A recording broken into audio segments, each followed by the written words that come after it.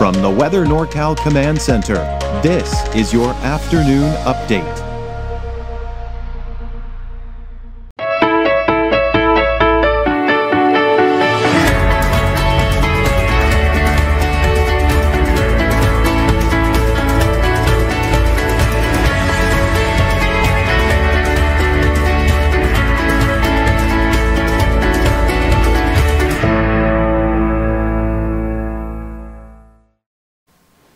Well, good afternoon, everyone. Want to give you kind of that programming note because typically in the morning hours is when I do most of that in-depth fire coverage. The latest fire perimeters, the acreage, the containment, the works, distance to different communities, all of that. Now, typically in my morning update that I uploaded at about 6 o'clock in the morning, that's going to have some of the fire perimeters and maybe a few distances there as well. But the more in-depth look at those fires and the perimeters is going to be on Coffee with Kruger starting at 7 o'clock in the morning. It's live, but I also record it.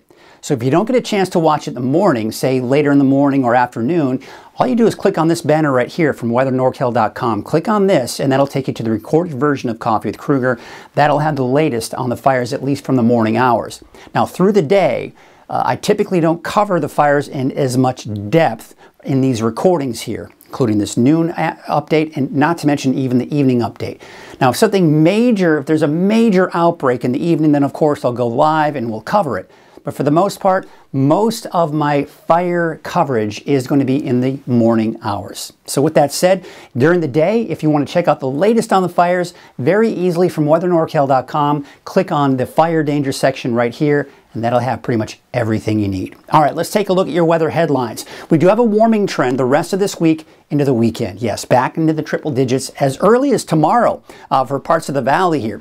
Overnight lows will also increase, so we're not quite getting that recovery of those cooler overnight lows with nearing 110 degrees again by early next week. Now, there is some monsoon moisture I've got my eyes on that could be here by the end of the week and into the weekend, and that could bring the potential for thunderstorms. We don't want that to happen. The added humidity is nice, but the thunderstorms that can develop from those thunderstorms, or the thunderstorms that can develop from that monsoon moisture, that can create problems. All right, let's take a look at your neighborhood forecast for the rest of the day. Today, still smoky, hazy. Not as much smoke in Modoc County. It's the eastern mountains, mainly east of the valley, that we're going to see the most dense smoke. In fact, let's take a look at the smoke forecast. And really, for the most part, this is going to be a general area where most of the smoke is going to be.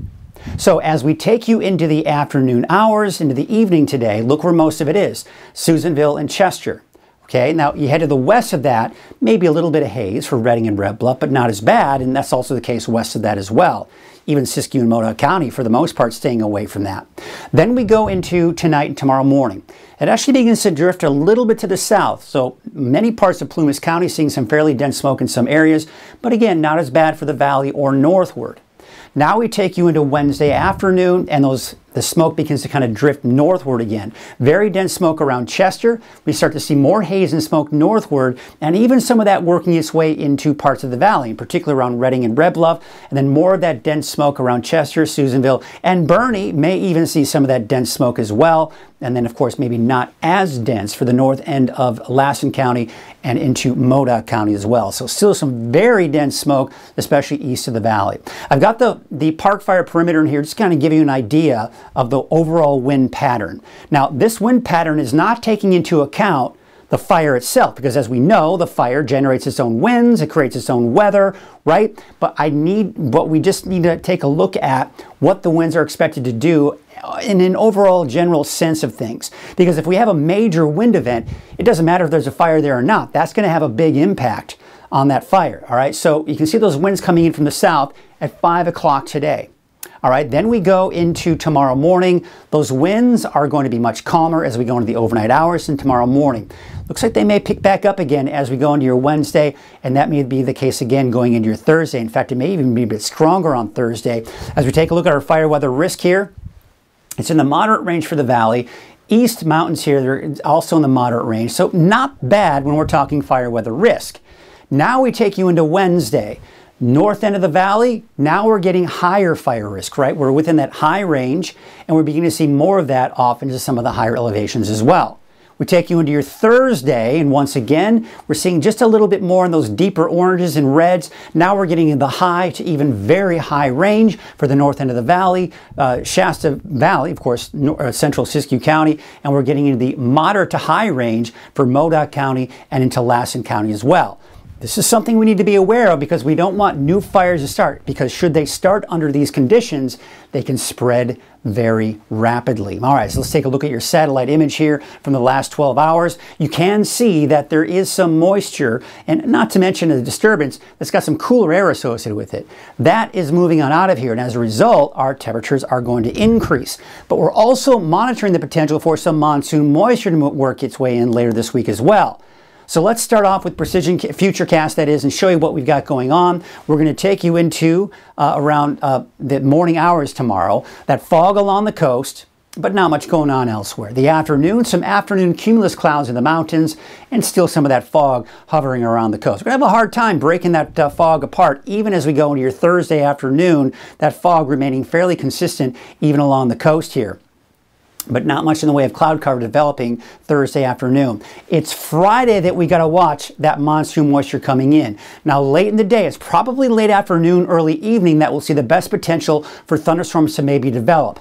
This is obviously a concern and something we need to keep a close eye on, because we can control what we do to prevent wildfires, right? But we can't control these thunderstorms should they develop. So again, this is something we've got to keep an eye on going into Saturday as well. The good news is it looks like that monsoon moisture moves on out by the second half of the weekend, but by early next week, next Tuesday or Wednesday, we may see more of that moisture work its way northward. We'll have to watch that, but it depends on where this area of high pressure goes next week will determine whether or not we see that monsoon moisture. And let me show you what I'm talking about. All right, so first of all, this cooler air is moving on out. This heat with that high pressure, it's building, it's getting stronger. It's moving into the desert southwest, and what that means for us, hotter temperatures. We're getting back up to 100 degrees or higher as early as tomorrow for parts of the valley, getting even hotter by the end of the week, and not to mention this weekend. Yes, the area of low pressure is moving to the south, but it's still within our vicinity and still very close to us, and it's still very strong. So the heat associated with that is still going to expand into Northern California, keeping things fairly hot.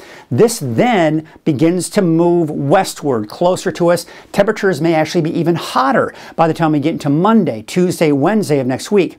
But remember, I was talking about the positioning of this area of high pressure. We've got monsoon moisture associated with it, but it's the flow around that high that can bring in that monsoon moisture. So as it's more on top of us, that flow of that monsoon moisture, we're kind of outside of it. But if we can push this a little bit more to the east, then we get more of that flow coming in. So this is something that bears watching, but at this point, it looks like the best chances for that monsoon moisture and associated thunderstorms would be Friday and Saturday. And then early next week, we've got to watch the positioning of this area of high pressure, because it could transport more of that monsoon moisture in, creating the potential for more problems with the potential for lightning strikes as we go into early next week. Fingers crossed, something worth watching. Here's a look at your forecast for the day. Today, temperatures in the low to mid 90s in the valley. We're talking 80s and 90s for many of the higher elevations, and we've got those mid 60s, give or take, for the coast. Here's your 7-day outlook for the valley. Those temperatures will be on the increase. It looks like it'll be even hotter by the time we get in the second half of the weekend and early next week. Now, you'll notice in the 7-day forecast for Weaverville, I've got that chance for showers and thunderstorms for your Friday and Saturday.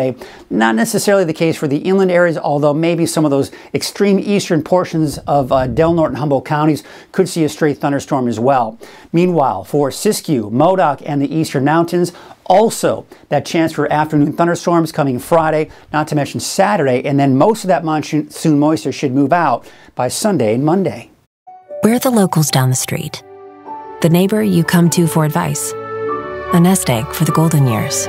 A loan or a new account for that growing business. What started in Chico 50 years ago has taken us all around California, providing big bank lending power and high-tech service, while keeping our relationships personal.